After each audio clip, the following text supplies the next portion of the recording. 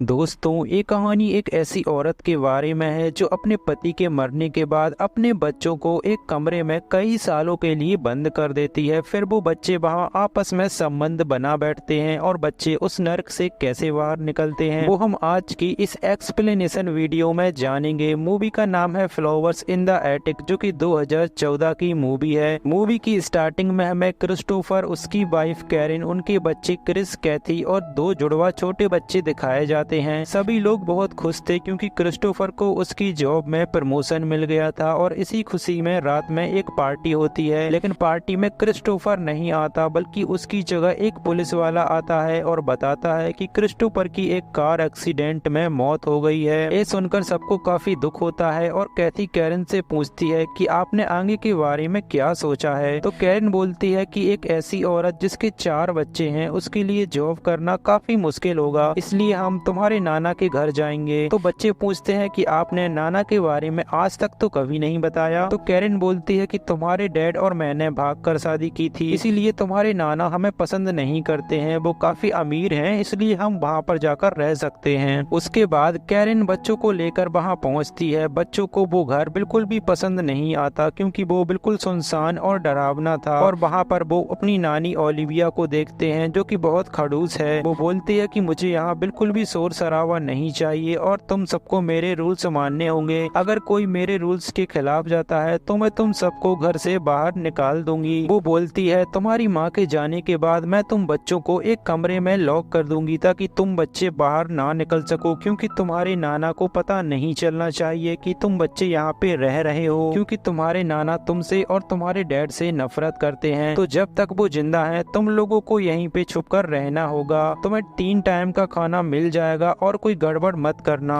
अब बच्चों के पास कोई दूसरी चॉइस नहीं थी, इसलिए बेचारे बच्चे मान जाते हैं। अब कैरन वहाँ से चली जाती है और कई महीनों तक वापस ही नहीं आती। बच्चे भी अब समझ गए थे कि उनकी माँ उन्हें यहाँ पे कैद करके बाहर मजे की जिंदगी जी रही है। अब कैथी अपने छोटे भाई बहनों का माँ की तरह ख्याल रखने लगती है। और फिर कई महीनों बाद जब कैरन उनसे मिलने आती है तो वो उनके लिए नए नए कपड़े और गिफ्ट्स लाती है। पर बच्चों के लिए उन गिफ्ट्स का कोई मतलब नहीं था क्योंकि वो अपनी जिंदगी एक रूम में बिता रहे थे। वो उन्हें बताती है कि आज घर में एक पार्टी है। तो कैथी और क्रिस्टोफर उस पार्टी में जाने की जिद करने लगते हैं। अब कैरन मान तो जाती है, लेकिन वो बोलती है कि तुम लोगों को सब छुप कर देखना होगा। पार्टी में हम कैरन के फादर को देखते हैं जो कि काफी बूढ़े हैं। फिर जब पार्टी खत्म हो जाती है तो कैथी और क्रिस्टोफर अपनी माँ को किसी अनजान आदमी के साथ टपाटप करते हुए देखते हैं। ये देखकर कैथी वहाँ से चली जाती है, पर क्रिस्टोफर को वो घर देखना था, इसलिए वो घर देखने के लिए चला जाता है। और ये बात जब कैरन को पता चलती है तो वो क्रिस्टोफर को मारने लगती है। अब एक दिन कैथी क्रिस्टोफर को एक गंदी बुक पढ़ते हुए देख लेती है और इस बारे में वो कैरन को बताती है, जिसपे कैरन उसे बोलती है कि लड़का लड़की की बॉडी में उम्र के साथ कई सारे चेंजेस होते हैं। ये बोलकर वो कैथी को एक ड्रेस देती है। फिर जब कैथी उस ड्रेस को ट्राई कर रही होती है तो वहाँ पे क्रिस्टोफर आ जाता है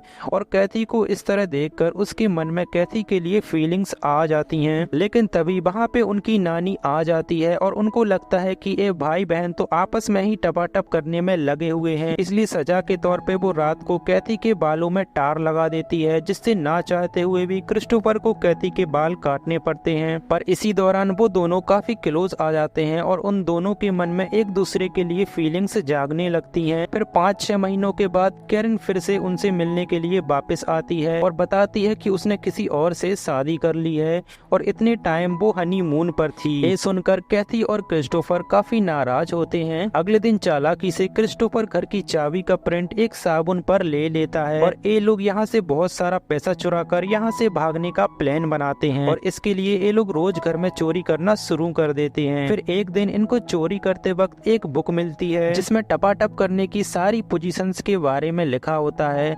अब उस किताब को पढ़कर उन दोनों के मन में फीलिंग्स जागने लगती हैं और वो दोनों वहीं पर ही आपस में टपाटप करने लगते हैं। फिर कुछ दिनों बाद हम देखते हैं कि उनका छोटा भाई काफी बीमार है, इसलिए कैरन ना चाहते हुए भी उसे हॉस्पिटल लेकर जाती है और फिर कुछ दिनों बाद बताती है कि उसे फूड पॉइजनिंग हुई थी, इसलिए वो मर गया। उसके बाद हम देखते हैं कि सभी की तबीयत धीरे धीरे खराब होने लगती है, पर इन्होंने इतने पैसे तो इकट्ठे कर ही लिए थे कि वो यहाँ से भाग पाएं। तभी कैथी की छोटी बहन उसे बताती है कि ये चूहा वही डोनट खा रहा था जो अपनी माँ ने खाने के लिए दिया था। लेकिन ये डोनट खाकर चूहा मर गया। अब ये देखकर हमें पता चलता है कि इनकी माँ ही इन्हें मरवाना चाहती है ताकि वो बाकी की जिंदगी अपने नए पति के साथ आराम से जी सके। फिर थोड़ी देर बाद हम वहाँ पे ओलिविया को देखते हैं, जिसके बाद बच्चे वहाँ से डरकर भागने लगते हैं। क्रिस्टोफर लाइट बंद कर देता है क्योंकि उसे पता था कि बुढ़िया को अंधेरे से डर लगता है। वो बच्चों से बोलती है प्लीज ऐसा मत करो, तो क्रिस्टोफर बोलता है कि तुम तो हमें मारने वाली थी। तो बुढ़िया बोलती है कि तुम्हारे खाने में रोज थोड़ा थोड़ा जहर डालने का आइडिया तुम्हारी माँ का था। पर ये बात सुनकर बच्चों को कोई फर्क नहीं पड़ता क्योंकि उनके लिए उनकी माँ पहले ही मर चुकी थी। फिर वो तीनों एक रस्सी की मदद से नीचे आ जाते हैं और वहाँ से भागकर एक ट्रेन में चढ़ जाते हैं। और इसी के साथ ये मूवी यहाँ पे खत्म हो जाती है।